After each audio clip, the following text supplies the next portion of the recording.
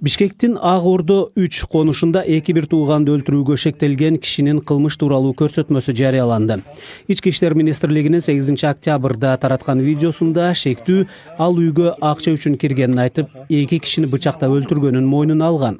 Ал жерге маршруттук каттам менен барганын, бычакты Орто Сай базарынан сатып алганын билдирген. Он вставал, я ударил его по голове. Ал ордунан турганда башына 2 жолу чаптым.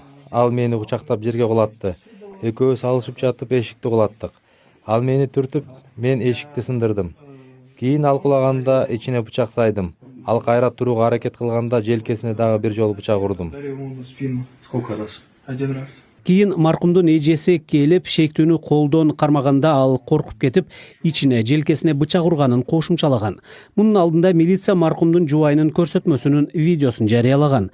Ал шектүүнү тааныганын, кылмыш кылган киши ошол болгонун айтып берген. Мен светти жакканымда бетини таана көрдүм да. Бутыйган, көз жымшыйган. 100 эмес 1000% тааныйм.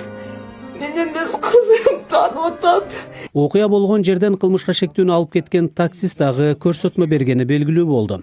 Кылмышка шектелген 19 жаштагы адам 7 октябрда коомдук жайларда орнотулган коопсуз өлкө долбоорунун тутумуна кошулган адамдын жүзүн тааныган камералардын жардамы менен кармалганы айтылган.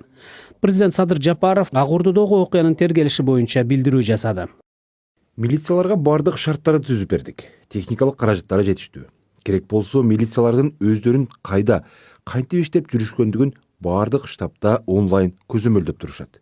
Кээ бир жарандарыбыз Ички иштер министрлиги элге тез маалымат берип турса болмок, мынтип ызылдабай тилектеп чыгышты.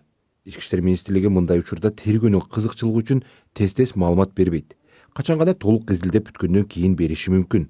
Ошондуктан мындай чуулгандуу иштерде баарыбыз эксперт болуп кетпей, сабырдуулук менен күтүшүбүз керек. Ички иштер министрлигинин маалыматына алайык, жыл башына карата өлкөдөгү чоң шаарлардагы коомдук жайларда коопсуз өлкө долбоорунун алкагында 25 000 видеокамера орнотулган. Ал эми коопсуз шаар долбоорунун алкагында өлкөдө 12 000 камера иштеп жатат. Бишкек шаардык кеңешинин депутаты Рыспай Аматов техникалык мүмкүнчүлүктөрдү чыңдоо маанилүү экенин белгилеп, ошол эле учурда кылмыштын алдын алуу, коопсуздук маселесине терең кароо зарылдыгын айтат. Биз кылмыш менен күрөш эмес, алдын алуу чараларды башташыбыз керек экен. Мектеп окуучуларына ошол кылмыш жасаган адамды эмне күтүп турат алдында, кылмыш жасабаш үчүн ошол жолго барбаш үчүн кандай багытта адам башка жолду тандаш керек, мектептен башташыбыз керек экен. Бул кылмышкердин деле жашы 19 болуп атпайбы, кече жакында эле мектепти бүтүргөн эле окупту да. Ак Ордо 3 конушундагы 2 адамдын өмүрүн алган окуя 3 октябрга караган түнү болгон. Ынтымак көчөсүндөгү үйлөрдүн бирине түн катып кирген киши 2 тууганды, 38 жаштагы аял менен 34 жаштагы эркекти бычактап өлтүргөн.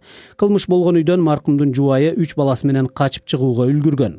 Бул факты боюнча кылмыш жаза кодексинин 122 беренеси адам өлтүрүү менен кылмыш иши козголгон. 1-Май райондук соту кылмышка шектүүнү баш коргоо чарасын карап, аны 2 айга камады. Санжар Эралиев, Жазгүл Каримова, Азаттык.